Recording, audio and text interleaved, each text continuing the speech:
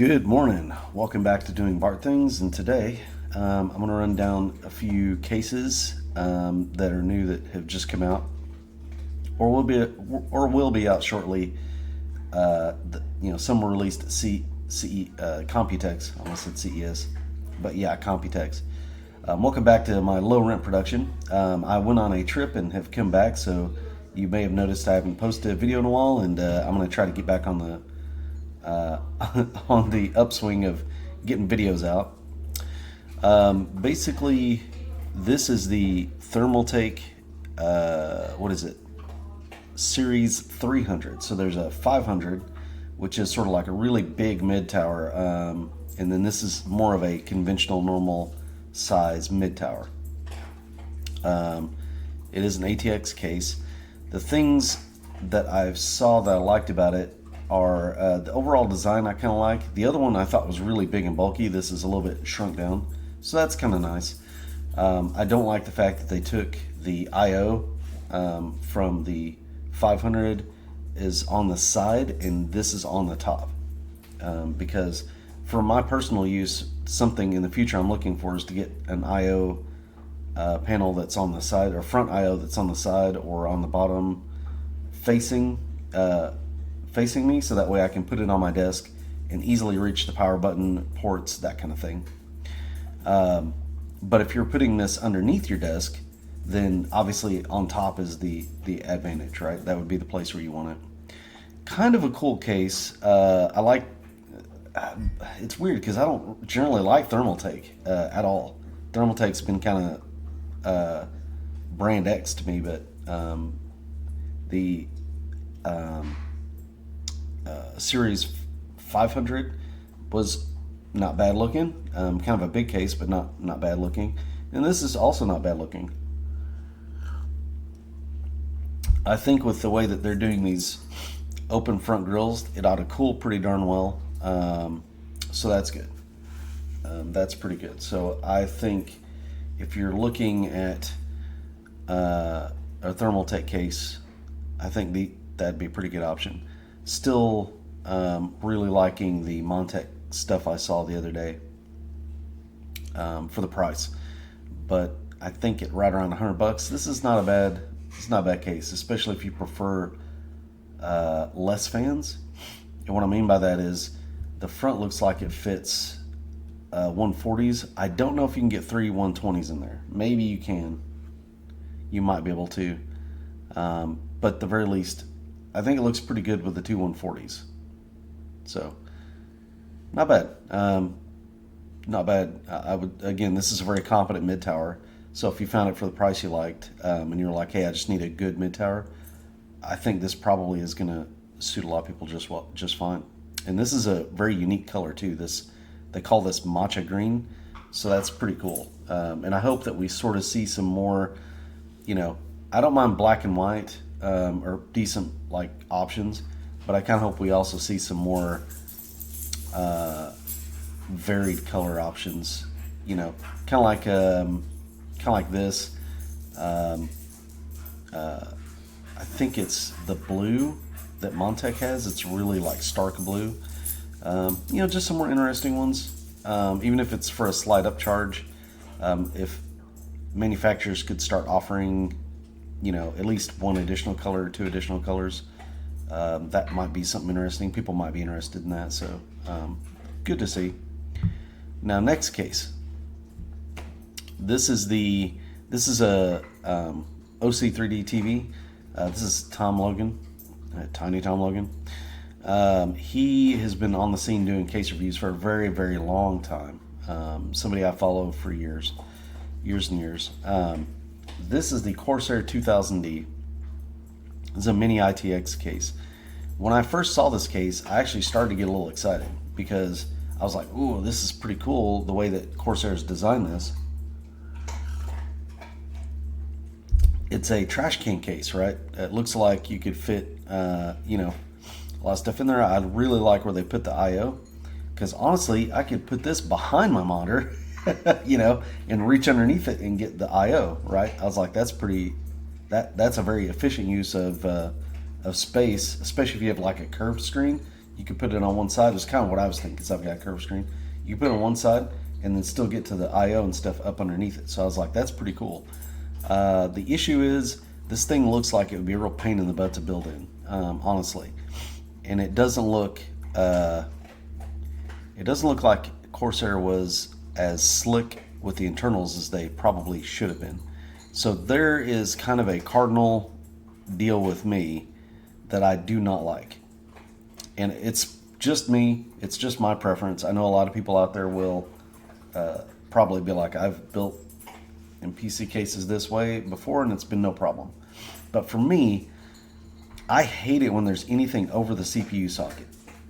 I hate that. That drives me crazy. And if you look, you can see that the bracket here, yep, that's a good shot, I think. Maybe, yeah. So the motherboard's like back here, and this bracket, this is for a 360 mil radiator, which is awesome, but look at where it's located. It's right over the top of the CPU bracket. So why is that a problem? Well, the GPU slots in here, okay? It can fit a 3, maybe a 3 slot plus slot GPU. So like you could fit maybe the biggest GPU is maybe like a Founders Edition 4090, but you could not fit like some of the custom cards for sure.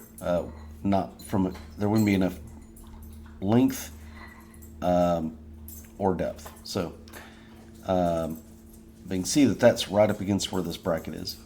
The front fans are here, and they are right up where against the bracket would be. And this bracket would be into the case, right? So if you mounted a radiator and then fans on top of it, it would be like, let me see, 50 millimeters. So it'd be basically 25 millimeters of radiator, maybe a little bit more, 27 millimeters, and then 25 millimeter fans, which are pretty standard. So that's going to be like, what, 53 millimeters, roughly 52 millimeters, something like that, into the case, on top of where the socket and motherboard are. As you can see here, the motherboard mounts here, your video card goes here. First off, cable managing this will be a pain in the ass, because anytime you put something over the top of the motherboard like this, you have to make sure that nothing is sticking up this way, because it could get into an exposed fan on the other side, and you're closing yourself off from all 4 directions trying to get to something. There's no way to reach your hands in there. You have to, and on top of that, you have to be careful, because you have to leave enough. You don't want to manage so tight that you can't pull this bracket off if you need to get in there, right? Like if you ever want to take out some memory, or get to an SSD or something. And I'm thinking like M.2, right? Further, it's weird because you're going to have the video card in here. Like, this needs to probably be an exhaust. So yeah, the fan blades are going to be exposed to the motherboard side. So yeah, you definitely want to be careful about cables and such. I think the bracket is close enough to the front here that you have to watch the size of these front fans. I think Tom talks about this. So when I saw this bracket, it made me kind of go, ugh, you know, and I would not be in the market for this case, personally. Could you build a good system in here and probably be very happy with it? Absolutely. You absolutely could. I just think it would be a real headache to build in. Even though it's got this removable bracket, again, any bracket that goes right over this motherboard and CPU socket is asking for it. Used to be there were a lot of little mini form factor cases that mount the power supply over the CPU, and I hated that because I'm like, there's no, you know, it's just, I don't know what it is. I mean, it's not completely rational, right? There's a lot of cases that do it and do it successfully, but it's, I don't like it because, you know, a case is kind of like 3 sides, right? And then there's a panel that goes on over the motherboard, and I like to be able to pull that panel off and then see what I'm doing. It's the only way I can kind of describe it. I feel like anytime you put a bracket then on top of that, especially one that's going to hold, like, say, a radiator or something. There's tubing, there's the wires that come off of the fans, and you have to arrange those in such a way that they're managed, but they're also, there's some slack where you can pull this off, without breaking a cable or having a problem. And so it just screams like this is going to turn what should be a couple hour job into like this all day head scratch fest where you're looking for some unique way to route something. So anyway, that's kind of my 2 cents. I had already said I don't think I like this case before Tom did his review. I basically said to myself I would not want to build in this case. Then he came out with this review, and it was a good time to bring it up, which really sucks because the exterior dimensions and everything in this case I really appreciate. And I appreciate where they put the I/O. I don't think it looks bad, but I would not want to, I wouldn't want to be the guy stuck to have to build a really high-end system in it because it would be interesting. Lastly, for this morning, Fractal came out with their Terra case. And I don't know if it's on sale yet. They came out with it at Computex. This is a tiny case. Like, we're talking, I think it's 10.4 liters. Yeah. It is a small, tiny case. It does small, tiny case things pretty well. It's got a system in it that basically you can unscrew some brackets and some screws and take some, I don't know what you call them. What do I call it? Let's see.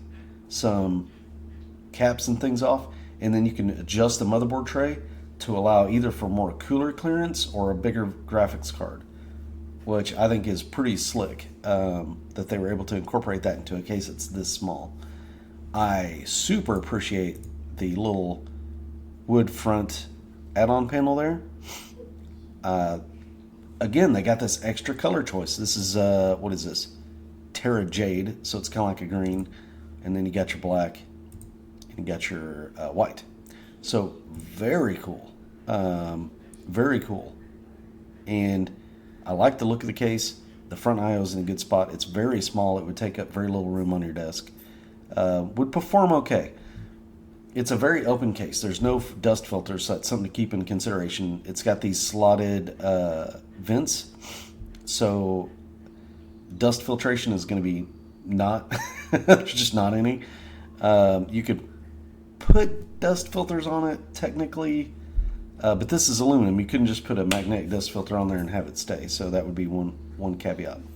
But it's a very cool, unique style case. Really cool thing from Fractal. So if you're looking for a tiny MITX case that can still fit considerable hardware, you will have to plan your build accordingly. And I think Tom Logan also has a review of this, and he actually liked this case more than he liked the Corsair case. If you're going to go for this really small footprint, just, again, be aware. A lot of planning beforehand. I would not suggest, when he did his video on this, just looking at it, you would not want to put a SFX-L power supply. That's the longer one. You'd want to put a normal SFX power supply. It means you're probably going to be restricted down to about, 850 watts, probably 850 watts. You probably don't want to go over that. There's probably not enough room with an SFX-L power supply. If you want to put fans in the bottom, you could get creative with that, but more than likely you need to just be aware. You're going to be very, very, very tight on space in this case. Very tight with a upper end video card. I think probably if you wanted to turn this into just a gaming rig, that's very compact, can sit out of the way and look nice, but be very powerful. I think a 7800 X3D is the go-to. I think you want to just get an M.2. So be ready to spend money to get a bigger M.2, like a 4 terabyte. And then graphics cards, you probably can fit a 7900 XTX or even a 4090, but you need to be very careful about the ones that you fit. You need to find something that is, I would honestly, I don't know if I'd go 4090 on this. I might actually say, if you just have to go NVIDIA, 4080 or down. I would almost say 4090, you can do it, but you may need to see if you can find like a smaller 4080, maybe a 4070 Ti, something of that nature, to be able to fit in this case, and make sure that you're also going to be able to get us a power supply that's small enough, with enough wattage to power everything reasonably. So just something to consider. But if you take all that into consideration and you're prepared for that, you can build yourself this crazy powerful rig that's small, and looks great. Like, again, just I dig the look of this case. So really, really cool.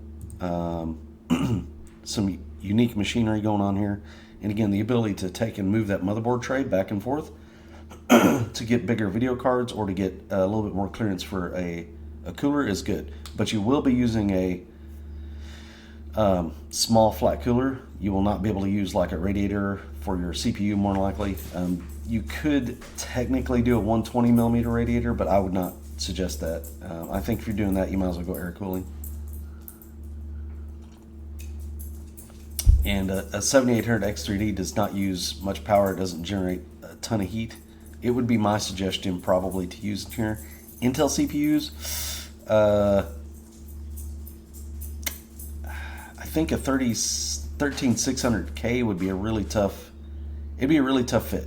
Maybe an i5 13400 or something like that, maybe, which would be a really strong CPU anyway. But it would have to be something along those lines, I think, because you have to use a slim cooler. We're talking, if you're using a giant video card, we're talking like 42 millimeters of height or 48 millimeters of height, something like that. I wonder if it's got it in the diagram down here. Let me see. You can see Fractal does a great job of illustrating. Yeah, here you go. So it's illustrating how this goes back and forth. But you can see here you've got very little room for a cooler, right? You can shift it back and forth to get, but we're talking, I don't know if it's got specifications. Here we go. It says SFXL, but with a big video card and stuff, I would suggest just SFX. PSU length, GPU length max, 322 millimeters, so keep that in mind.